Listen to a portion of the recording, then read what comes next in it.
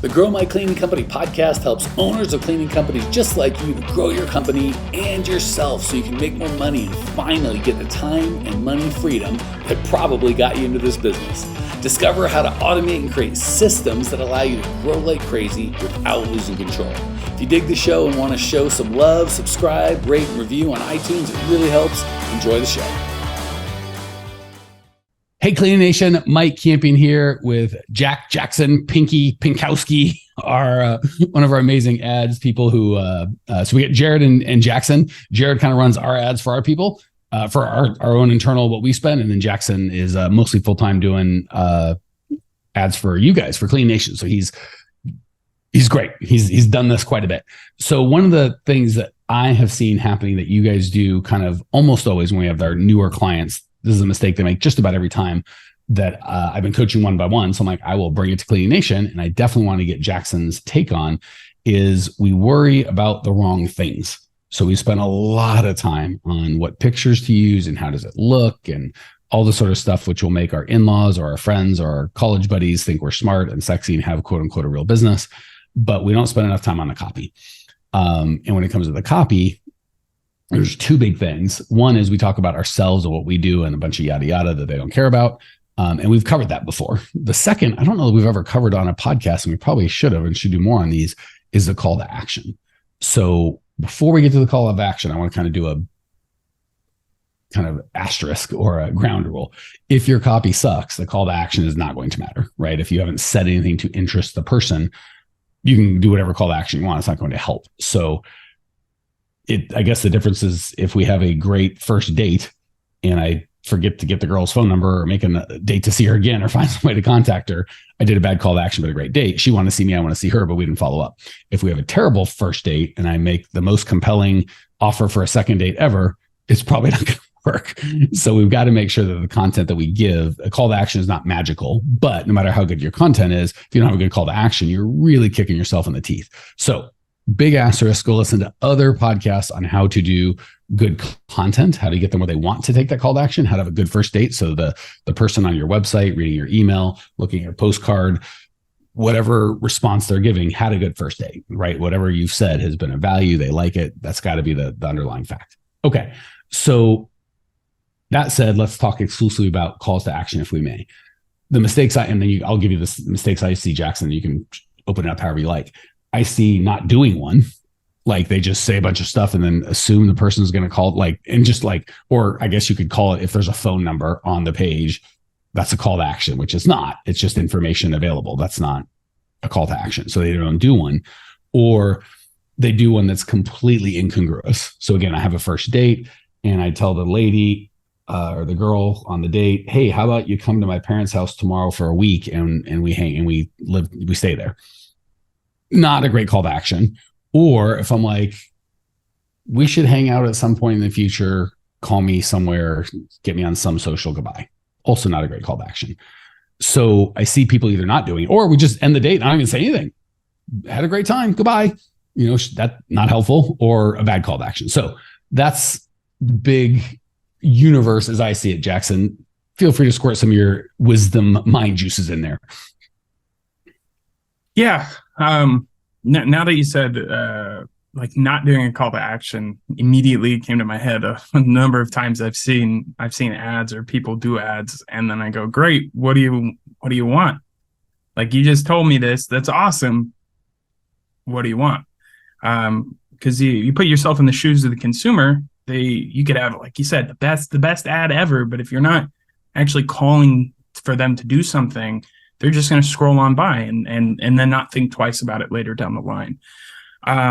So the call to action is crucially important because it's telling the consumer, hey, I want you to do this to receive what it is I'm offering. You need to do this.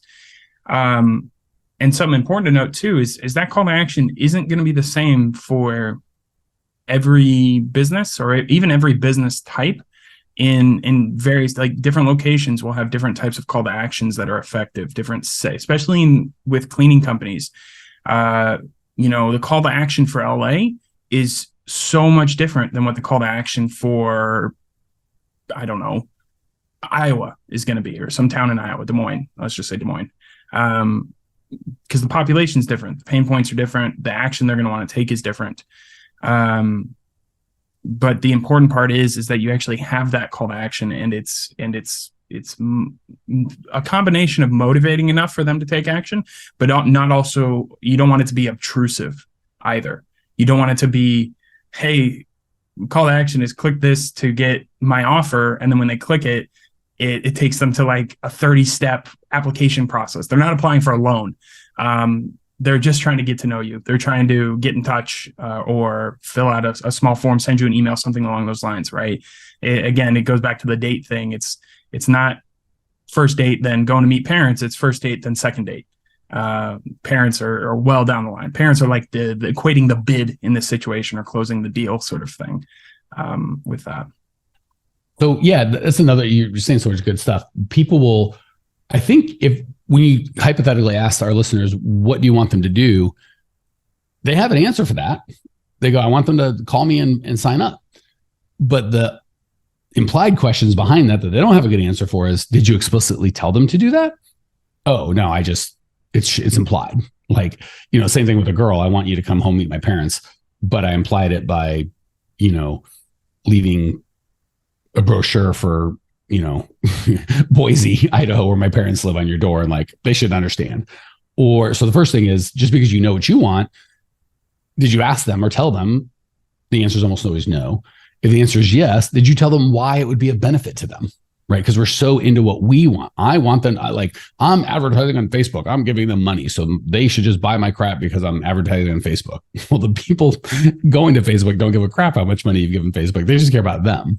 Right? So if I was going to pitch said first date girlfriend on my parents, I'd be like, there's this place, and you mentioned that you need a break, and I know it's really early in the relationship, but I'd try and find some sort of benefit to her, as opposed to just like, I like you and I want to get married and have babies, and you have to meet my parents, and this is my agenda. So like, she's not interested in any of that crap, right? She's interested in her own thing. So I think most of our clients would answer yes to what do you want them to do? I want them to call me and buy something. Great.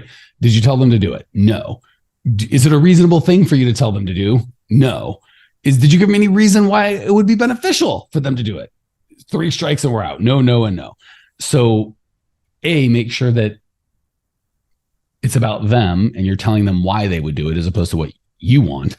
And then B, it's an appropriate next response. So if it's residential, it might be a call now for a bid, right? Because they're looking to solve that problem tomorrow or today or just quick and easy. It's a smaller purchase. If it's commercial and it's just the first time I've ever heard of you, call now for a free bid.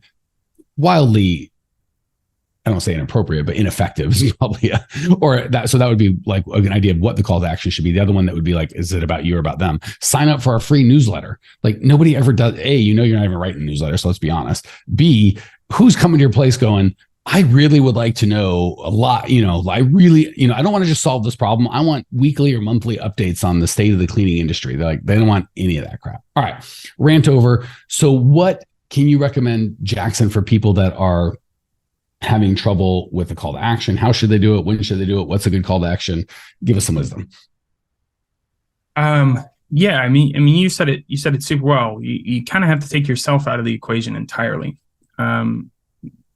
Besides the fact of understanding what the end goal is, that's the end of really your involvement in the whole thing. So I'm just going to you want them to call you. I'm going to use residential. You want them to call you as my example here. You got to dumb it down because you make the assumption, like you said, people don't know what they want. So you make it explicitly clear, like, hey, call now to claim this offer, call now to what this goal is, call this number or click this button to call for X goal, and you'll receive, this is why you want to do it. That's almost even more important than having a clear action, because people don't want to do things, especially nowadays, when they don't know what to expect, right? Back in, I don't want to say like the olden days, but 20 years ago, you would call a service person and you would get, a quote. Before the internet was big, so you would call a service person and say, hey, I have this issue. They would say, okay, this is what it's going to cost, or this is what we can do for it, that kind of thing. Nowadays, people don't want to call. They don't want to fill out forms. They don't want to do anything until they know what's going to happen on this call? What am I going to get in return? Are they going to pick up? Is it going to go to a voicemail? What am I going to get by the end of this? And that's what you have to make explicitly clear to these people is, hey, call and you're going to get, peace of mind knowing that you'll have a cleaning plan either with us or just a cleaning plan suggestion for you. You'll get more time back in your day by doing this call, whatever those value adds are that you want to have in there. Just make that explicitly clear. And again, more is better in this instance. Specific, clear. You're not going to overwhelm them with things like this because this is what they want to know. These are the things they want to do. If they truly have this issue, which they did, they clicked on the ad or they interacted with your website, they interacted with your profile, whatever it is, they are interested subconsciously or top of mind in a cleaning company for their home. Now you need to really close the deal by explaining to them the value of interacting with you. Real quick, Cleaning Nation, if you can think about how you found out about this podcast, maybe a tweet, a Facebook message, iTunes search, some sort of Instagram post, the only way we grow is word of mouth. We don't do paid ads. We don't run ads. You are it. The only ask I have is if you're getting value, share the love. However you found out about this, if it's a review or post, whatever it is, do that. Pay it forward so the next cleaning company owner can change their life as well. Back to the show. Yeah, that's such a good point because we often don't have a real clear picture of what's going to happen. They're like, well, I'm going to come out and try and sell them something. And they're like, well, that's not going to go over well, so I don't want to say it. So great. Well, maybe we shouldn't be trying to sell them something. Maybe we should really help them get clear on what their problem is and help them come up with a solution for that. And if what you sell happens to be just an awesome solution for them, great. Now you don't have to sell them something. You just solve their daggone problem.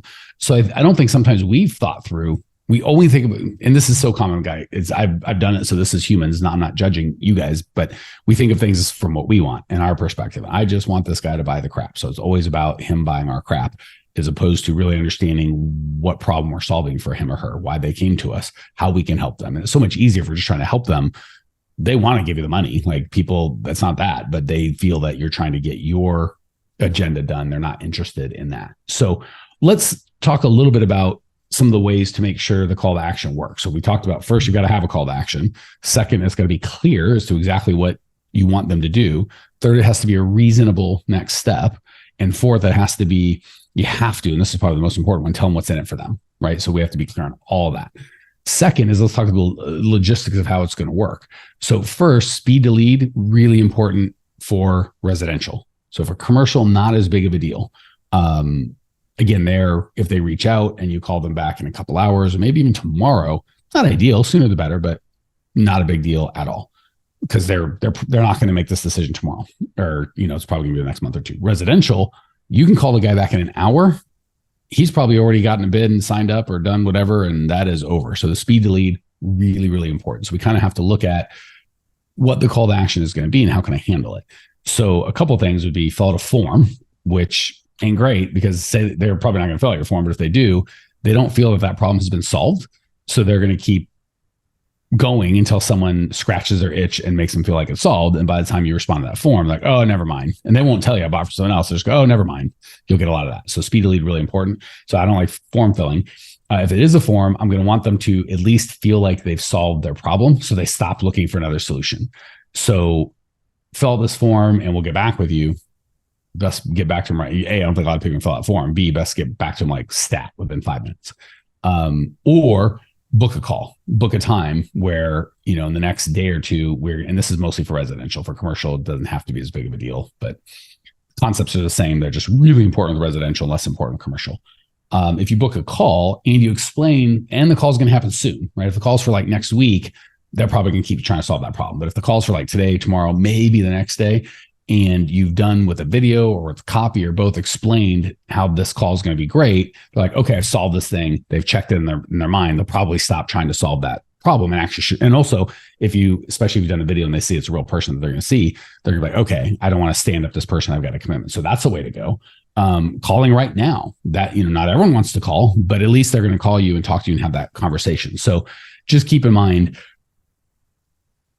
how they respond and what that call to action is. You have to kind of follow it through all the way to the end. Like what's going to happen after they do that call to action. If the answer is they're going to go back to trying to scratch their itch or solve their problem somewhere else, probably not a great call to action. If the action is we're going to get them the help that they need, they're going to stop looking for help somewhere else, more effective. Any thoughts, Jackson? Yeah, you said it right. It's being as quick as possible with it. And because, yeah, like you said, it's solving, at least putting the ultimate solve of their problem is going to be having cleaners in their house, doing nice cleanings, a couple times a month. That's the ultimate solution. But the initial Band-Aid and feels like they're making progress is,